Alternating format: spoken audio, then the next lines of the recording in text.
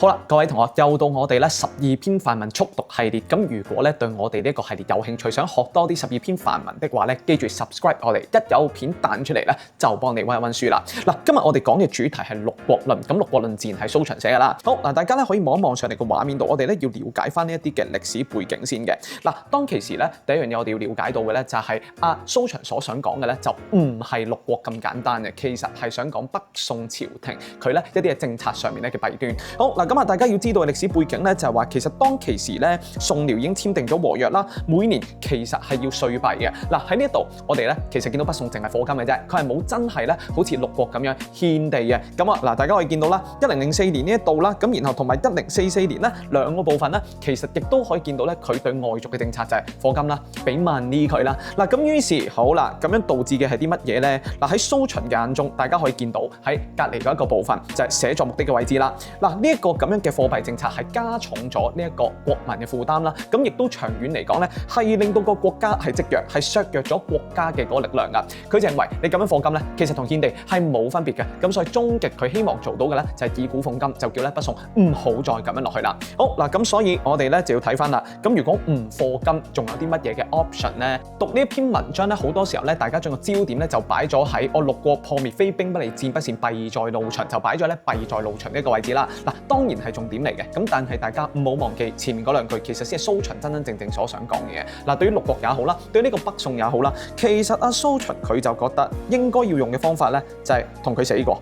OK， 嗱，佢係主戰嘅，即係認為要同佢打過就唔好示弱。OK， 好嗱，咁於是咧，我哋直接咧就睇一睇呢一篇嘅文章啦。大家咧喺呢一個網頁入面咧可以睇得到，第一段佢就已經統率晒成篇文去話俾你聽，我跟住落嚟要用啲咩結構去講噶啦。好嗱，大家咧見到咧第一段啊，佢一開始就講啦，喂，六國破滅就非兵不利，戰不善，弊在路秦。嗱，呢一個位置連埋後面嗰個，你收買秦國個國家就會虧。咁跟住下一段就講到啦。咁再下一段講啲咩咧？嗱，各位同學仔，成篇文章咧，蘇秦係幫我哋溫書噶。後面佢就話：喂，六個國家都破滅喎，咁係咪個個都有收買秦國先？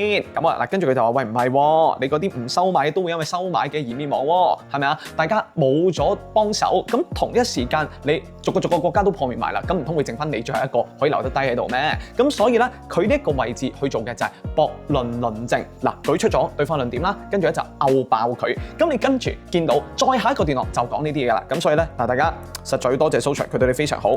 接住落嚟咧，佢成篇文就跟呢一個段落嘅結構啦。咁大家可以見到隔離嗱有啲白話語譯啦，咁啊極速可以望一望啦。好嗱，咁呢一度我哋見到成個第一段，佢基本上就做咗一個開門見山嘅動作啦。接住就到第二個段落啦。嗱，第二個段落咧呢一個部分咧，我哋可以講到啱啱講嘅就係承接第一段首個嘅重心就係弊在路秦。咁點解咧？嗱，我哋可以分做咧3個部分去答嘅。好嗱，大家第一點望一望咯。咁佢就話原來我哋見到秦最想要得到嘅，同埋六國最需要驚嘅就唔係戰爭喎，咁係咩問題咧？嗱，第一個部分佢就講咗俾你聽啦，原來唔使打仗㗎，佢因為你咧各樣咧已經得到超級多嘅土地啦。嗱好啦，嗱下一步喎，又唔使打仗㗎，因為咧你為住討好收買呢一個秦國，你所收嘅土地咧又比打仗多好多喎。嗱，呢一個係第一個唔應該收買秦國嘅原因。點解收買就弊？嗱，呢個係一個理性原因嚟嘅。好啦，嗱接住到第二個問題咯，各位同學仔可以望一望。嗱，佢話喂，你考慮下你啲祖先啊，好辛苦打翻嚟嘅喎。好啦，嗱而家咧，喂，你求其全部送俾人喎。好啦，你對唔對得住啲祖先啊？嗱，呢個就係第二個原因，就係情感嘅原因啦。嗱好啦，嗱咁所以咧，我哋喺呢一度睇到第二個原因，情感原因嘅時候咧，我想你哋諗一個問題先。嗱，相較於上面嘅就係嗱，你不斷獻地啦，咁人哋越嚟越強啦，你越嚟越弱啦。到第二個原因就係話，原來你對唔住你啲祖先。嗱，邊一個係會直接令到你個國家滅亡咧？咁啊，嗱，大家袋住呢個問題先。好啦，嗱，接住咯，咁啊到第三個嘅問題啦。嗱，第三個部分我哋可以見到，喂，你今日割5成，明日就割10成，得一席嘅安枕。好，嗱，咁瞓一晚覺咧，第二朝起身佢又嚟打你咯。咁所以其實你獻地呢個動作代表住啲咩咧？你鼓勵咗咧秦國嘅嗰個慾望啊！你一日未獻晒咧，其實你都唔使知咧，佢會停手噶啦。嗱，好啦，嗱，第三個問題咧就由對唔住祖先去到咧，你鼓勵佢打你。OK， 好嗱，各位同學仔。睇到呢一個部分啦，咁我就想問翻你啱啱個問題啦。嗱，啱啱我哋講咗3個就唔應該獻地嘅原因啦，咁你覺得邊一個會導致呢一個六國滅亡？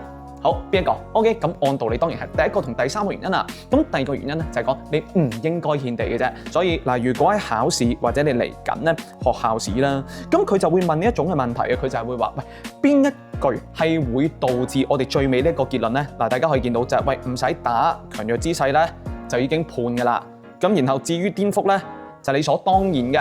咁你其實個答案咧就應該答1同埋3。咁如果人哋問喂，點解唔應該獻地啊？咁1、2、3都關事啦。好嗱，咁啊以呢一個 DSE Past Paper 我哋已經見到過咧，就自不然咧就係問最尾呢一句啦。咁就係話我哋咧呢一個最尾嘅比喻，山不盡火就不滅。咁人哋如果問你喂，咁呢一個你覺得咧係乜嘢嘅手法？咁大家要知道古人説，咁呢個係咩嚟啊？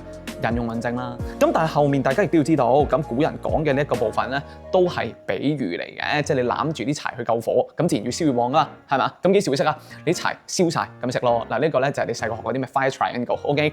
好嗱，咁啊呢一度咧我哋就講完啦。咁你要分開啲比喻，其實都好簡單啦，係咪？火代表啲咩啊？咁柴代表咩啊？柴當然係代表土地啦，火係咪代表秦國攻城略地嘅野心啊？好嗱，咁啊呢一個部分咧我哋講完之後咧，咁其實我哋就講完成篇文章最重要一個位置啦。嗱，咁都係嗰句，如果你哋覺得我哋呢個網頁超正嘅話，記住喺下面留言，我要範文學習網。咁如果每一次咧見到喂反應都幾好喎，咁我就考慮公開俾大家。OK， 好嗱，咁接住我哋咧喺呢一個第3段咧就可以見到啦。嗱，佢咧就開始玩翻嗰啲駁論論證啦。呢一度咧我哋可以講得都幾快嘅，因為咧呢一個駁論論證講到解釋到咧就係咁點解唔獻地嘅國家又會分別係賴嘢咧？咁第一個咧我哋可以解釋嘅。好容易可以處理到，就係齊國嘅問題。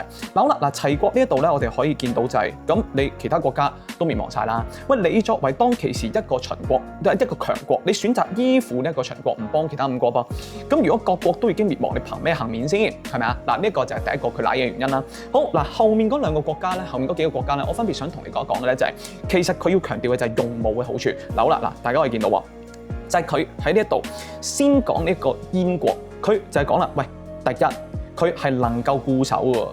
點解佢會遲啲滅亡？用兵咯。好啦，咁但係你又要兜啊嘛。咁點解燕國最後冇成功守住啊？咁因為用咗啲屎橋。點解咧？要荊軻刺秦王啦。你唔應該用行刺客之計喎。你要用刺客之計，你係咪逼人哋反面，用舉國之力嚟滅你先？好嗱，第2個問題啦，就係到趙國啦。嗱，佢話喂，趙國得㗎喎，佢同秦國打仗2次打敗，3次打贏，以猜包剪揼嚟講，贏咗啦，係嘛？咁但係個問題就係你衰格啦，竟然係殺咗自己咧嘅一個良將。好啦，各自其實佢都係想話俾你聽，呢啲就叫做用兵之效。咁所以咧各位同學仔你要留意啦。如果人哋問你就係呢個段落點樣可以睇到咧蘇秦嘅主張係用兵咧，其實最主要就係呢2個部分。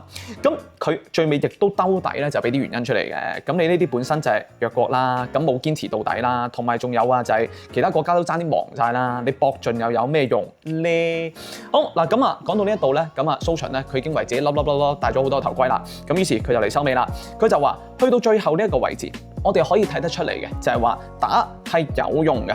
咁點樣打咧先至係個重點？咁於是大家可以見到啦，佢就開始去俾一啲嘅假設啦。首先第一樣嘢就係假設你唔該，你愛住自己土地先啦。喂，齊國唔該，你唔好結交秦國先啦，你幫下其他國家得唔得咧？咁然後仲有唔好用屎橋啊，我哋保住啲良將啊。咁其實有得打嘅喎。佢先第一步去做個假設，跟住我哋咧就可以鋪墊到下一個段落啦。各位同學，下一個段落佢就去話俾你聽，咁該要點樣做咧？好啦，喺呢一度嚟計，我哋可以睇到咧，就係佢覺得我哋第一就係你明明有資源，咁你唔好走去攞嗰啲嘅土地去獻俾秦國啊！你係咪可以用嚟去對自己啲人好啲咧？禮賢下士啦，如果擺翻落去北宋上面，咁當然就係對自己嘅賢人好啲啦，對自己嘅良將好啲啦。好啦，接住咯，下一步啦，咁就係喂同一時間，你係咪可以團結合作啦？前面講完假設啦，呢一度就講政策啦。上面講緊嘅部分係講國內選賢用能。好啦，接住第2句講緊嘅就係外交啦，國內嘅團結啦。喂，咁有得打嘅喎。咁所以最尷尬嘅事係乜嘢咧？喺心理上係而家驚咗秦國，而家都冇得打啫。咁所以好啦，如果以一個大宋嚟講，我哋嚟到最尾呢一段咯。你成個國家根本擁有嘅就係6國，全部加埋實力。喂，然後你竟然係學呢一個6國喎。